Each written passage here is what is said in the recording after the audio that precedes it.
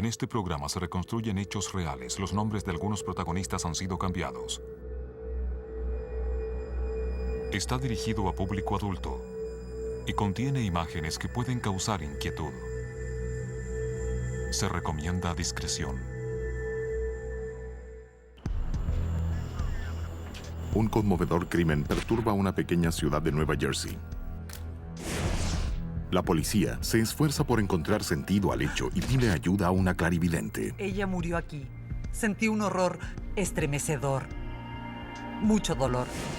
Luisiana, en una lucha frenética, una joven madre muere, su hijo queda herido y hay una red de mentiras que trata de ocultar la verdad del crimen. Pude sentir todo lo que le ocurrió a ella. Cómo la mataron, quién lo hizo y cómo sucedió.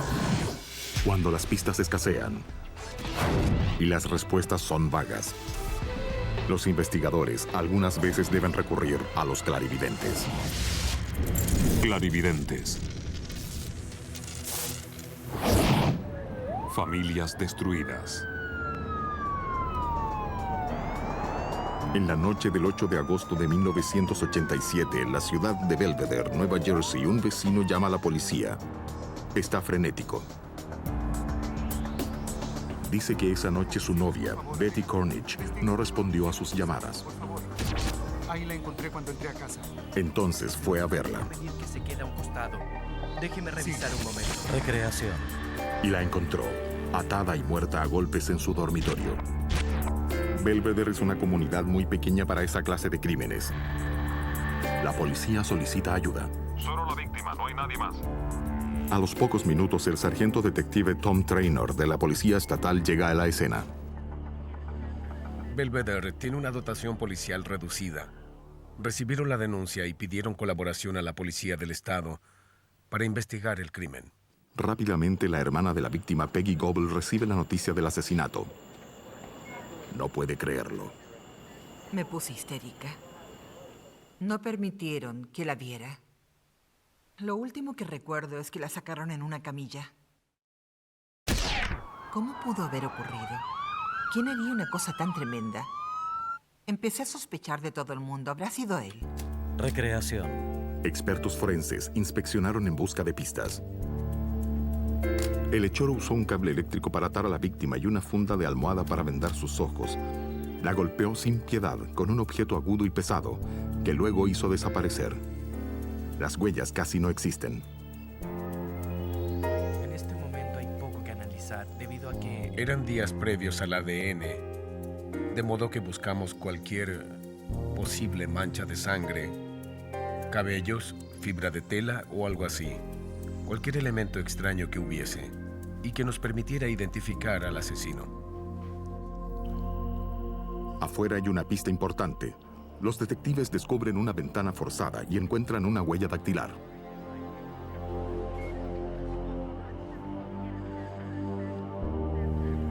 Debido a su posición en el marco, pensamos que podía ser de alguien que había alzado la ventana desde el exterior para entrar.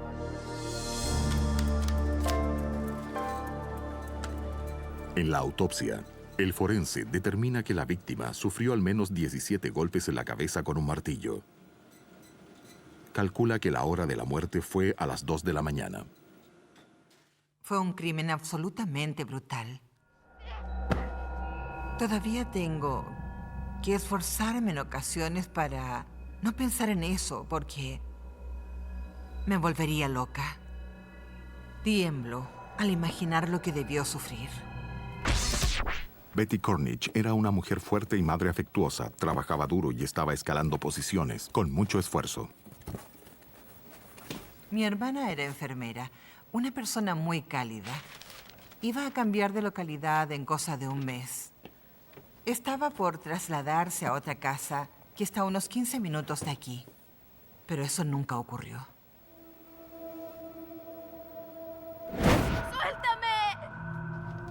Angustiada por la brutalidad del crimen, Peggy Goble no deja de preguntarse si el asesino eligió a su hermana al azar o si guardaba un rencor mortal.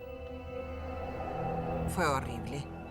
La verdad es que estuve sin poder dormir por unos 3 días.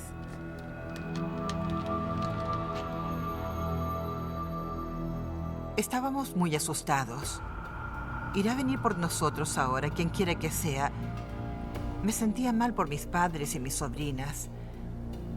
Era algo espantoso. Intentábamos reconstruir los últimos pasos de la víctima y los contactos con personas. Siempre comenzamos con su familia y la gente más cercana.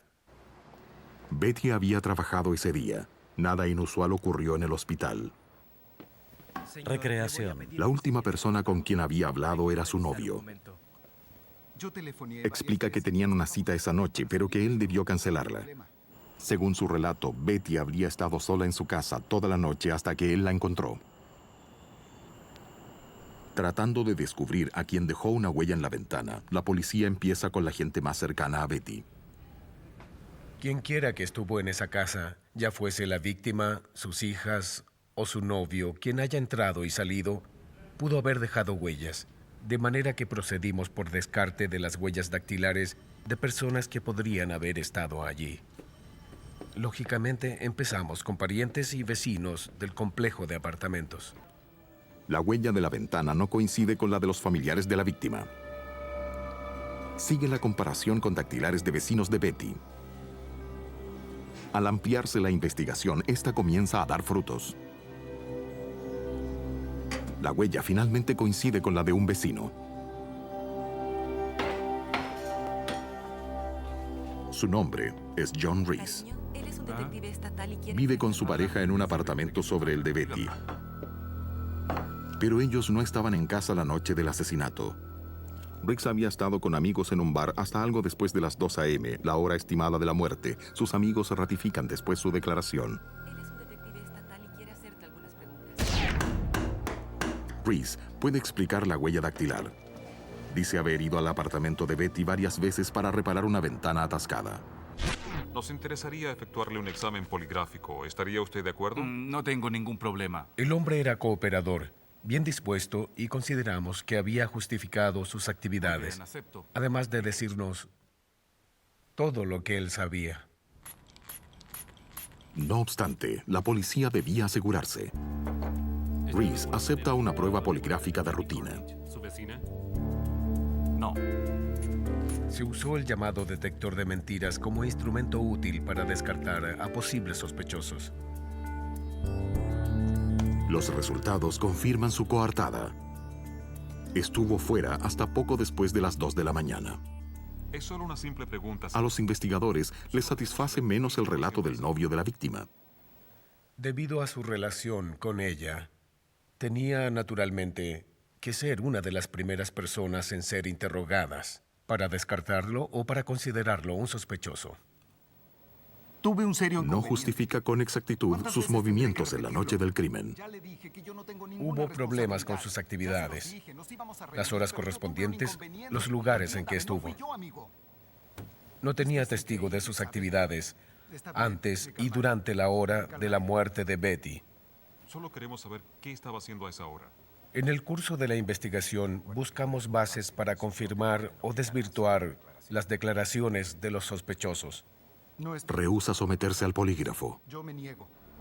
El novio resultó sospechoso en un principio, lo cual me atemorizó tremendamente. No sabía entonces quién era el culpable. Hola, estoy llamando porque... Mientras las autoridades continúan su investigación, Peggy Goble toma una iniciativa. Tenía un servicio de limpieza doméstica entonces. Ocurrió que una de mis clientes supo de mi hermana y lo que había pasado. Y ella me comentó acerca de Nancy, una clarividente que vive en Flanders. Yo estaba dispuesta a todo entonces para atrapar al asesino. Peggy visita a la clarividente Nancy Orling Weber.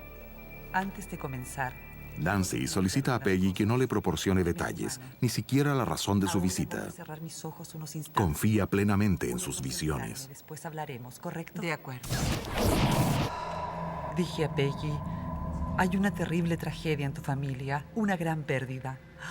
Sentí una oleada de espanto y dolor al mismo tiempo. ¡Socorro! Ella comenzó a llorar Palabras. y pude sentir que era su hermana. Siente que el dolor de Betty termina. Dijo, ella Ella es tu hermana. Nancy me dijo que Betty estaba ya en paz, que había descansado. La clarividente añade algo que a la vez consuela e inquieta. Le expliqué. Peggy, creo que no puedo decirte todo respecto a este caso. Puedo decirte unas pocas cosas. Su novio es el principal sospechoso ahora. Él encontró el cadáver, pero no la mató. Creen que es culpable, pero no está allí. Me preguntó, ¿estás segura? Respondí, sí, estoy segura, no fue él. ¿Ustedes creen que yo maté a mi novia? Comenté, santo cielo, está realmente horrorizado. Y lo consideran sospechoso, pero él no lo hizo. Nancy Orling Weber descartó al principal sospechoso. Los detectives acompañan a Nancy al apartamento de la víctima. Ella se orienta allí sin dificultad. Momento, presiento algo allá arriba. Me atraía. Oh, visualicé el crimen allá arriba y se los dije. Me volví a ellos y dije, tienen un asesino allá arriba.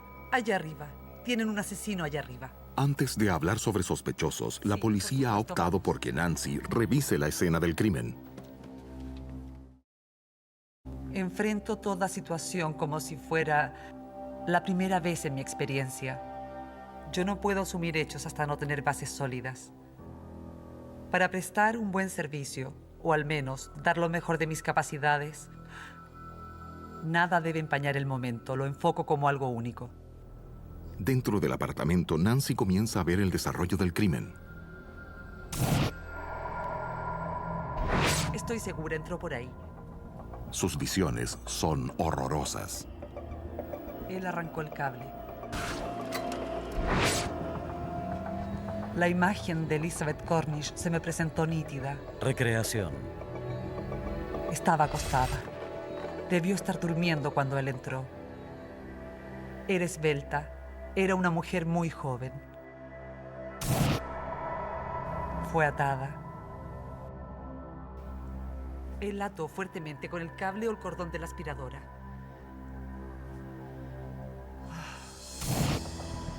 Vi la mano de él, en la que tenía un martillo.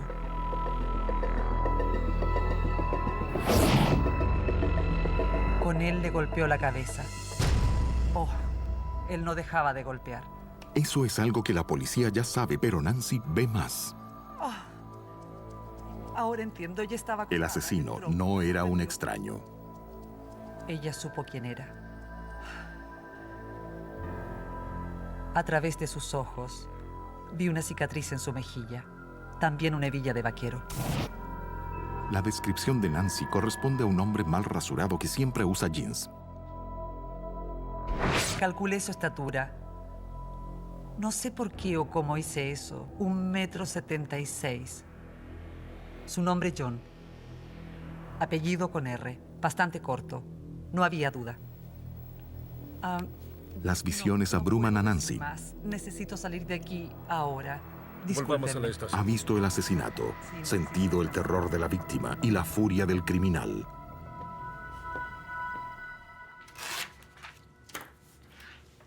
Así veo. En la estación, Nancy bosqueja un mapa de un pantano y del martillo que estaría allí, el arma asesina.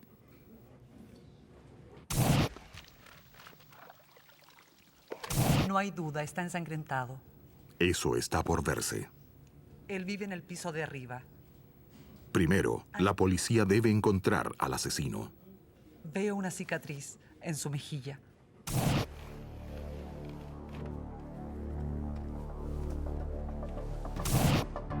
Su nombre es John. Su apellido es de breve pronunciación. Comienza con R. Me dijeron, bueno, hay un sujeto en el otro piso. Su nombre es John. Y su apellido es Reese. Sé lo que estoy Nancy diciendo, está segura que es el criminal, Se llama Sé lo que sin estoy duda. diciendo. Pero hay un problema. Pasó el polígrafo. Le dije, no me importa, lo lamento. No sé por qué lo logro, no tengo idea. No lo dejen ir. ¿Vieron su cicatriz? Si vieron la cicatriz y su hebilla vaquera, quiero que lo reconsideren. No tengo ninguna duda. Ese es su hombre. Añade que el asesinato tuvo lugar a las 3 de la mañana, Las 3 de la mañana. pero los detectives explican que la hora de muerte se calcula a las 2 en punto. Dije, lo lamento, pero pienso otra cosa. Y ahí lo dejamos. ¿Qué encontraste? La investigación se reactiva. Recurren al médico forense para confirmar la hora de muerte. El experto nos confirmó que, en efecto, pudo ser después de las 2, tal vez a las 2:30 y hasta las 3:30 de la mañana. Nancy Orling Weber tiene razón. Los detectives van a comprobar cómo un detalle crucial puede cambiar todo.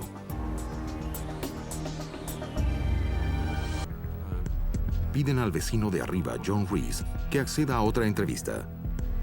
Sí, bebimos una cerveza. Tiene una coartada hasta las 2 de la mañana, pero quizás no después de eso. No fue más. Necesitábamos que informara lo que ocurrió entre las 2 y las 3:30 de esa madrugada de la muerte de Betty. Era cosa de decir, ya nos conocemos, hemos hablado, le hicimos preguntas antes y ahora queremos saber sobre otras actividades suyas para confirmar lo que ya había declarado. Siéntese aquí, por favor. Reese lleva puesto un cinturón con hebilla vaquera y jeans. Tiene una cicatriz en la mejilla derecha.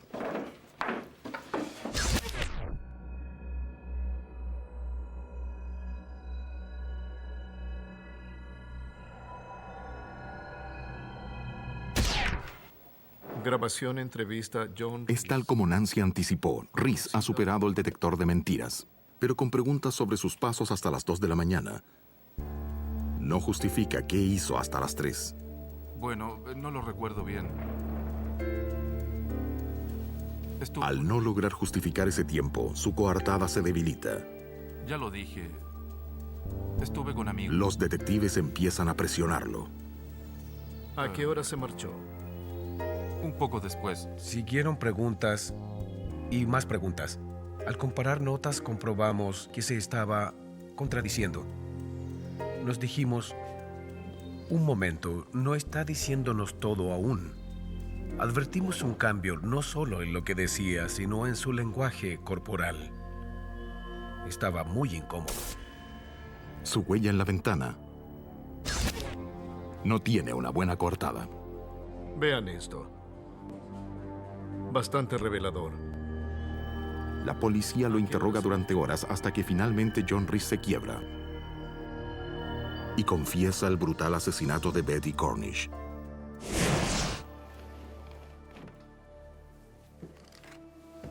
Reese dice haber entrado por una ventana.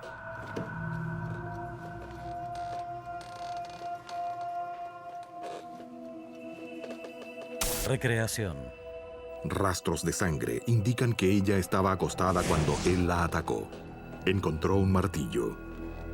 Cortó el cordón de la aspiradora y avanzó hacia el dormitorio donde encontró a Betty.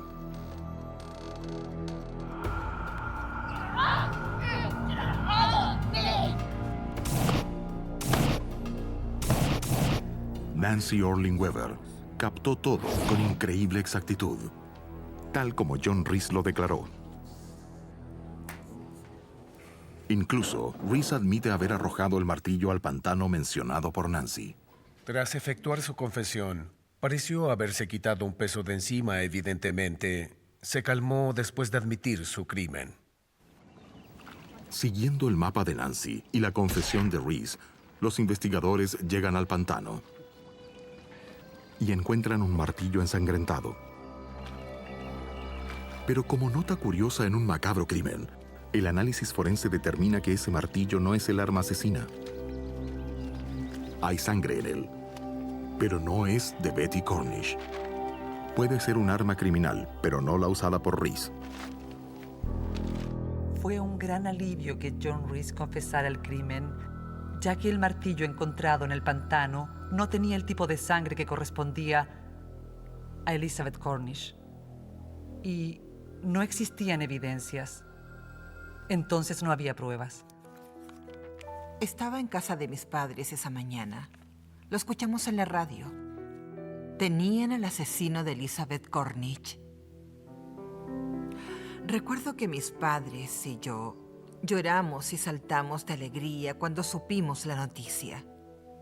Todos nos decíamos, por fin Betty descansará en paz. Luego reaccionamos, se ha ido, jamás regresará. Peggy agradece que Nancy guiara a la policía nuevamente a Reese.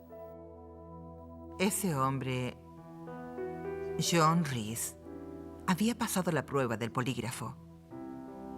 Pero ella insistió mucho. Deben interrogarlo otra vez. Deben hablar con él otra vez.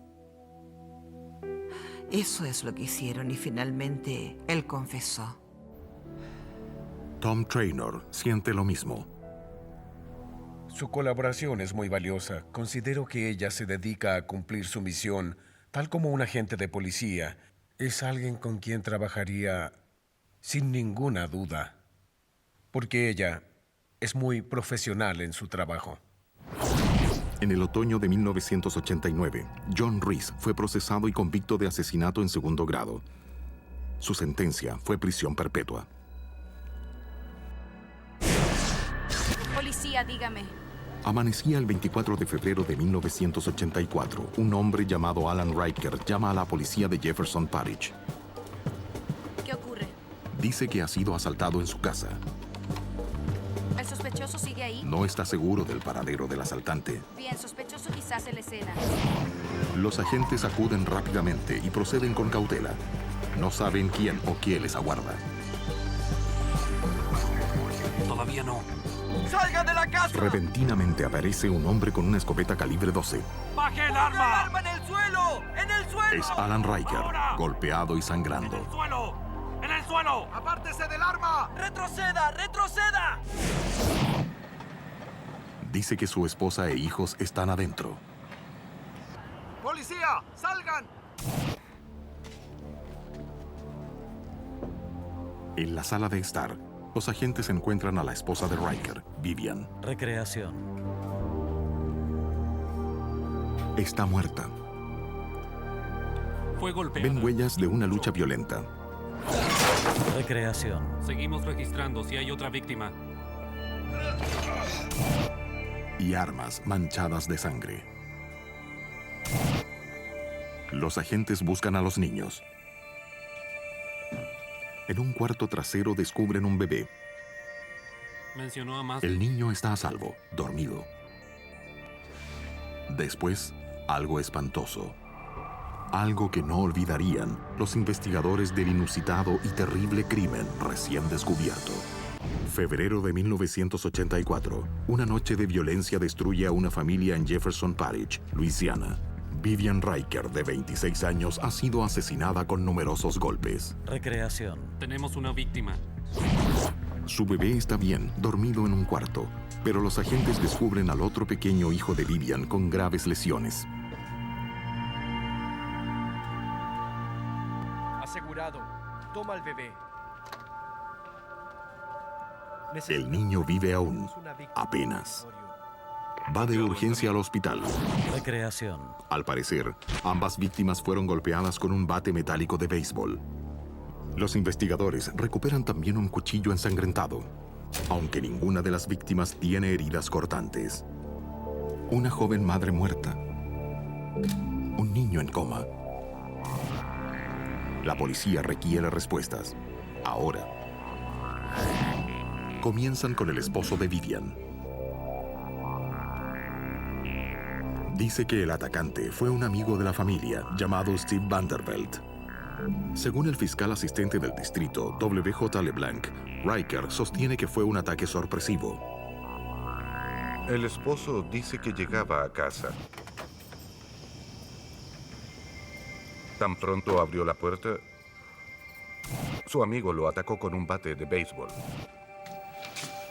¿Qué es esto? Alzó un brazo, Y en ese paró el minuto traté golpe, de defenderme, sufrió pero me una dolía mucho. fractura, gritó: ¿por qué haces esto? ¿Qué ocurre? No sigas, por favor. Somos buenos amigos. El otro le decía: cállate, estoy haciendo lo que debo hacer. Riker declara que se defendió. Finalmente pudo tomar un cuchillo. ¿Qué pasa contigo? ¿Qué pasa?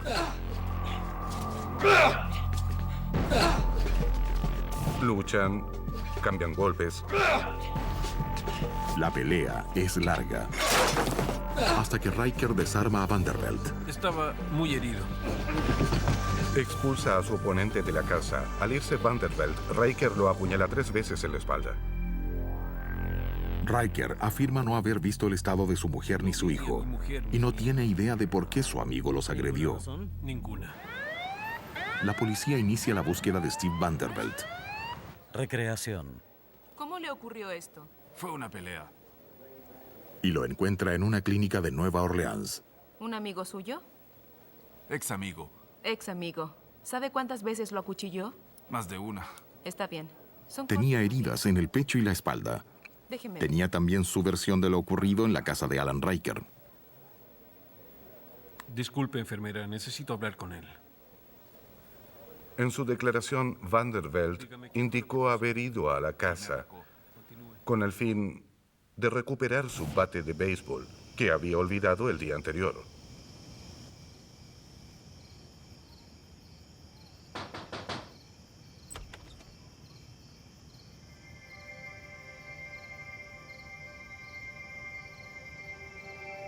Repentinamente, Riker estaba atacándolo. Vio el bate de béisbol cubierto de sangre, según sus palabras, lo recogió y empezó a esgrimirlo como arma. Escapó tan pronto pudo. Igual que Riker, Vanderbilt no explica por qué pelearon y dice no saber nada de la muerte de Vivian o el ataque al niño. Los agentes conservan las ropas ensangrentadas como evidencia.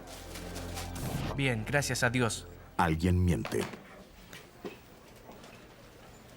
Teníamos dos versiones de los hechos ocurridos en la casa, y donde cada hombre acusaba de agresión al otro. Los investigadores comparan las dos versiones.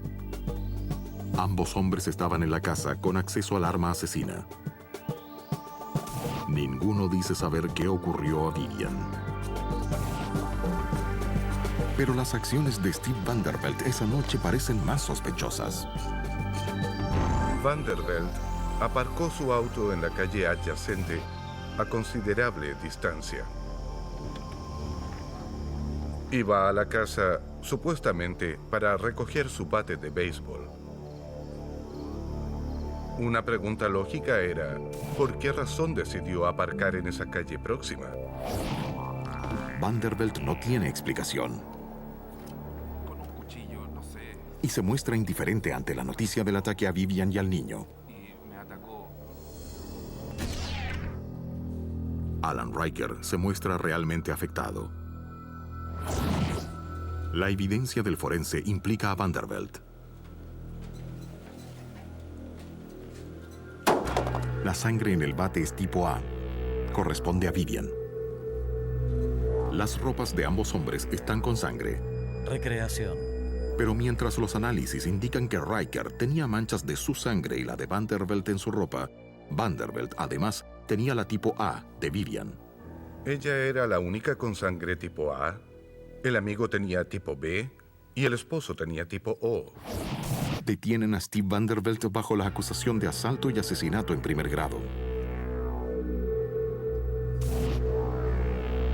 Pero el juicio de 1985 termina con un jurado indeciso. La ley no exige probar cómo ocurrió un asesinato ni por qué se produjo el crimen. No hay que demostrar el motivo. Pero los jurados son seres humanos y quieren saber por qué y cómo. La presentación hecha en el primer juicio no aclaraba esos puntos. Pasaron meses y el niño Reich despertó de su coma. W.J. LeBlanc está decidido a llevar a la justicia al autor del crimen. Quiere un nuevo juicio. Y esta vez demostrará exactamente qué pasó y por qué. Hubo muchas discrepancias en las declaraciones de ambos hombres, que sencillamente no tienen base en el sentido común y que son desmentidos por la evidencia física. Algunas evidencias señalan que Riker miente. Las llaves del esposo, que él dice haber tenido en su mano en la ocasión en que entró y fue atacado, fueron encontradas en un lugar distinto de la casa. Además, La configuración de la escena del crimen no coincide con las declaraciones. Los dos negaron haber visto el cuerpo. El cuerpo yacía en la sala de estar a unos 2 o 2,5 metros de la puerta de calle, a plena vista de todos en el piso. Recreación. Finalmente, ninguna de las versiones explica los cortes en el pecho y la espalda de Vanderbilt. No creí que podríamos obtener una condena, a menos que pudiésemos presentar al jurado un escenario plausible de lo ocurrido, consistente con la evidencia física. Por eso llamé a Rose.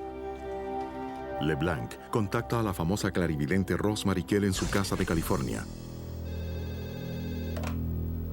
Rosemary ha ayudado a decenas de agencias policiales durante su carrera y trabajó con LeBlanc en un caso criminal 2 años antes. Oh, sí, el gran caso que me pidieron tomar. Cuando inicia un nuevo caso, prefiere que le den los mínimos detalles posibles. Correcto. Recuerda, sin los detalles. No quiero información previa que pueda influir en mi visión del caso. Después, la clarividente se concentra. Este tipo de casos, así es que puede confiar plenamente. Pude visualizar en mi mente muchas acciones sucesivas y muy rápidas, fuertes sensaciones de una barra o tubo de metal. LeBlanc comprende que ha visto el bate metálico. Recreación. Me pongo en el lugar de la persona. Con eso quiero decir que me instalo completamente en su cuerpo. Si es un caso criminal y alguien ha muerto, fundamentalmente yo miro a través de los ojos de esa persona, la persona muerta. Y lo que ve con los ojos de Vivian es insoportable. El fiscal W.J. LeBlanc debe descifrar los relatos en conflicto de 2 sospechosos. Alan Riker, esposo de Vivian, y su mejor amigo, Steve Vanderbilt. LeBlanc decidió recurrir a su arma secreta, la clarividente Rosemary Kell. Cuando se me ocurrió pedir a Rose que colaborara en este caso particular, me pregunté si debía o no consultarlo con mi jefe. En primer lugar, opté por no hacerlo ante el riesgo de que me creyera loco. Es un riesgo, pero LeBlanc necesita ayuda. Hola. LeBlanc da a Rosemary el nombre de la víctima, nada más. Correcto. Las visiones son inmediatas. No es necesario. Lo primero que vi fue una barra metálica cerca de ella. Había mucha sangre en la pared y un bebé en una sillita. Vi también otro niño brutalmente golpeado. El desorden era tremendo, con sangre por todas partes. LeBlanc estaba al teléfono y me decía, sí, exacto, de esa forma ocurrió. Durante sus visiones, siente lo que Vivian experimentó. Podía sentir que me golpeaban. Sentía cómo destrozaban mi rostro. Sentía que casi no podía respirar. Recreación. Sabe que fue un homicidio brutal, pero todavía no está segura de quién lo hizo.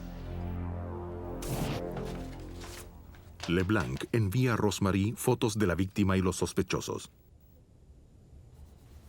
Trabajo con las fotografías en forma muy simple. No miro las fotos, nunca lo hago al recibirlas. Las coloco boca abajo en mi mesa y froto mis dedos sobre el dorso. Al hacer eso, capto las energías. Detecto qué son, quiénes son. Me atrae una foto primero y luego otra. Me concentro en esta porque al captar la energía de la mujer, siento su tránsito hacia el otro mundo. Concentrándome en la vibración de Vivian, descubro a una mujer joven que ama a sus hijos, contenta en su hogar, pero que no es una persona feliz realmente y pasa por una etapa de desorientación. Siento deseos de concentrarme, mas al ver a un niño... Luego, Rosemary estudia la foto de Alan Riker. Capto vibraciones aquí. Descubro a un hombre que es muy violento. No solamente colérico, sino también sumamente cruel. Lo visualizo y no quisiera estar cerca de él. La vibración de Alan me reveló un hombre que ya no quería continuar casado. Un sujeto no solamente solapado, sino egoísta, muy lleno de odios. Era un matrimonio conflictivo. También es un hombre que abusa de su esposa. No me agrada captar su energía en absoluto. Es un ser muy negativo. Y las vibraciones que recibo indican que es una persona malvada. Es sencillamente malvado. Otra fotografía. Se trata esta vez de Steve Vanderbilt. En cuanto a Vanderbilt, también su matrimonio es muy infeliz y busca alguna forma de ponerle término. No solo es un hombre infeliz, sino también un manipulador, y lo que quiere es tener a Vivian para él. Busca la manera de conseguirlo. Pero Vivian no lo quiere. Y Vanderbilt comienza a odiarla. Rosemary ve que los dos hombres planifican algo bestial. Visualicé un edificio y al observar sus detalles vi que en su fachada había unos impresionantes caballos. Presentí que los hombres estaban adentro. Cuando entré, hallé a los dos, anotando en una servilleta.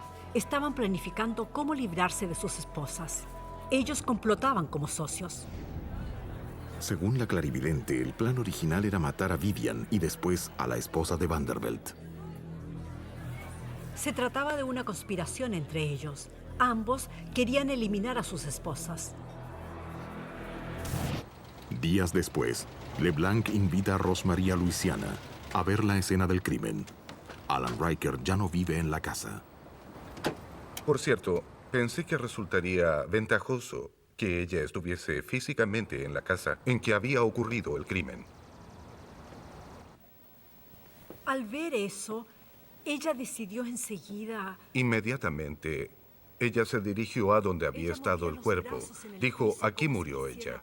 Efectivamente, era así. Porque yo tenía fotos de la escena del crimen conmigo. Sentía mucho pánico. Rosemary entra en la alcoba principal Siento algo. y capta las vibraciones de Vivian ya convertida en la víctima.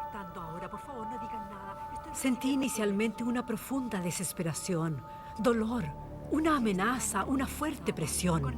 Registraba las emociones de Vivian en las vibraciones.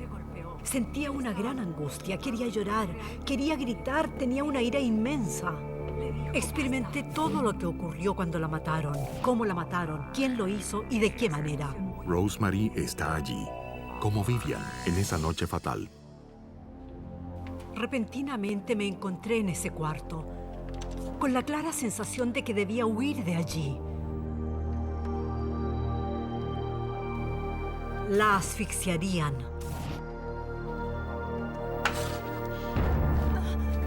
Vivian grita, pidiendo ayuda a su esposo, pero este, en cambio, llega a sujetar sus piernas.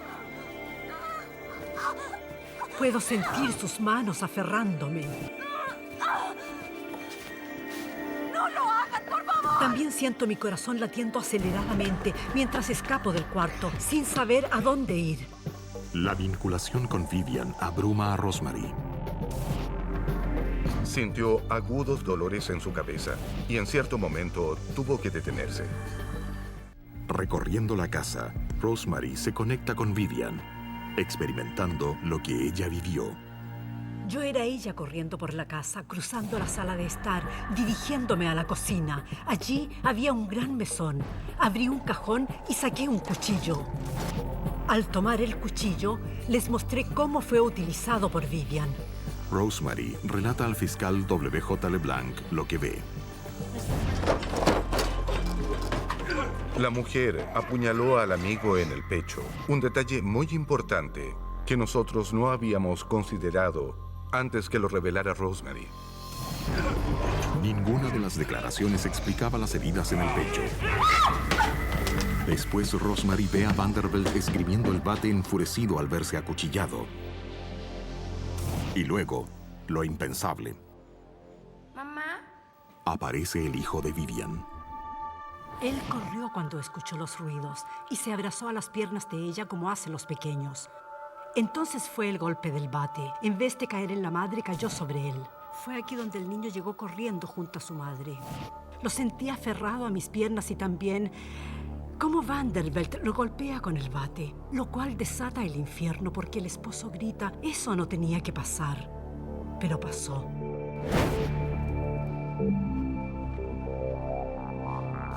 El hijo de Alan Riker está gravemente herido.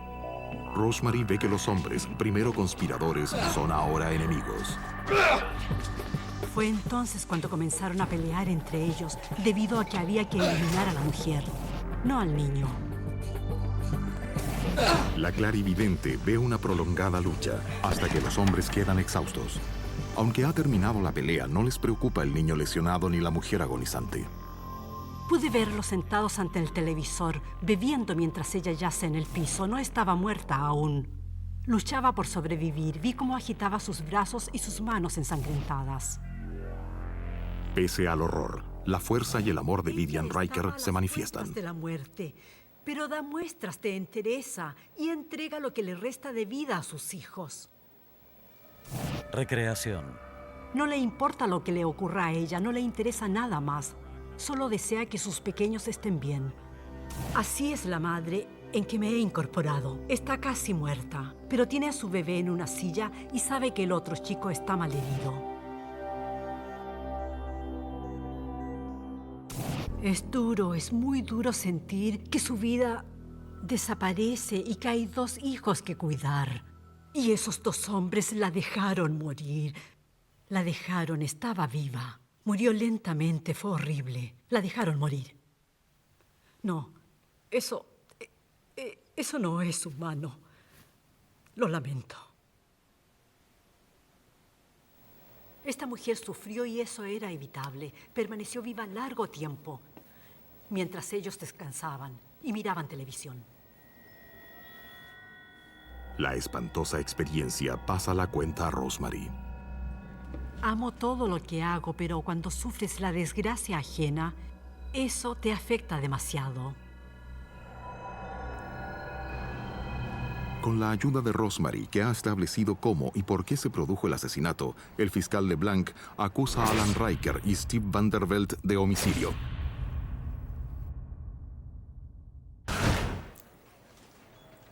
Solicita a uno de los más renombrados forenses del país que examine de nuevo la evidencia de sangre. El experto descubre microscópicas gotas de sangre no descubiertas en análisis previos. El juez Ernest Richard preside en el juicio. Salpicaduras que adquieren alta velocidad se encontraron en los zapatos y la ropa de ambos inculpados. La sangre es del tipo A, el que corresponde a Vivian. Habría sido imposible, en mi opinión, que hubiesen tenido esas huellas de sangre en sus ropas si no hubiesen estado muy cerca de la víctima en los momentos en que ella recibió los golpes mortales con ese bate. En 1990, ambos hombres fueron declarados culpables. Considero el uso de clarividentes como un recurso más a mi disposición. Cuento con detectives investigadores, tengo otros investigadores en la fiscalía y en este caso fue necesario emplear una clarividente. Creo que Rosemary Kerr es una de las mujeres más extraordinarias que he conocido. Pero Rosemary sabe que Vivian Riker es la verdadera heroína. Cuando me permitieron ver a través de sus ojos fue un privilegio, porque logré ver lo que había ocurrido y pude sentir lo que ella experimentó. Pude ayudar a hacer justicia. Steve Vanderbilt se sometió a un jurado y fue condenado a 21 años por homicidio. Alan Riker renunció a esa posibilidad. Fue condenado por asesinato en segundo grado y recibió prisión perpetua sin posibilidad de beneficios. 2 familias fueron destruidas cuando insanos atacaron a víctimas inocentes y dejaron un dolor irreparable como resultado. Los asesinos hicieron lo posible por ocultar sus crímenes, sin remordimiento alguno. Pero esos crímenes fueron resueltos por el trabajo persistente de la ley y la notable capacidad de los clarividentes.